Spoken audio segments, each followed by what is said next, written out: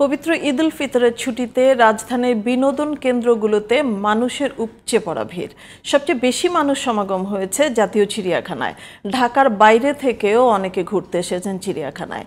ঈদে সড়ক ফাঁকা থাকায় পরিবার পরিজন নিয়ে বিনোদন কেন্দ্রে আনন্দে মেতে উঠেছেন নগরবাসী।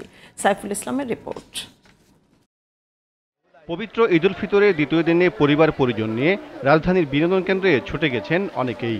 গরম থাকলেও নিত্যদিনের যানজট ও ভোগান্তি না থাকায় সহজেই দূরদূরান্ত থেকে বিনোদন কেন্দ্রে গিয়ে আনন্দ ভাগাভাগি করেছেন নগরবাসী। এই শ্বশুর শাশুড়ি বাচ্চাকে নিয়ে হাজবেন্ডকে নিয়ে সপরিবারে আসছি ঘুরতে চিড়িয়াখানায়। প্রচুর মানুষের সমাগম, ঈদ উপলক্ষে সবাই আসছে এখানে দেখার জন্য।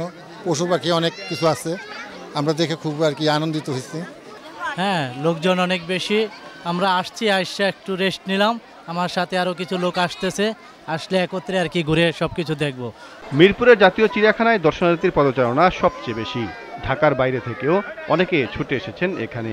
নানা বয়সী মানুষ চিড়িয়াখানার এক খাঁচা থেকে আরেক খাঁচা ঘুরে ঘুরে দেখেন বিভিন্ন পশু পাখি। ঈদের ছুটি কাজে লাগিয়ে অনেকে আবার ছোট্ট সোনামণিদের নিয়ে এসেছেন পশু পাখিদের সঙ্গে পরিচয় করিয়ে দিতে। বাচ্চারা ছবি টবি দেখে অনেক খুশি। কি খুশি আসতেছে। আমি কুড়িগ্রাম থেকে ঢাকায় ঘুরতে আসছি আমার খালামণির বাসায়। অনেক ধরনের পাখি দেখছি, আরো অনেক জিনিস দেখতে চাই। মানুষজনটা বেশি আর সবকিছু ঠিকঠাক আছে। এদিকে রাজধানীর বিভিন্ন উন্মুক্ত স্থানেও পরিবার পরিজন নিয়ে ঘুরছেন অনেকে। Saiful Islam, GTV news, Dhaka.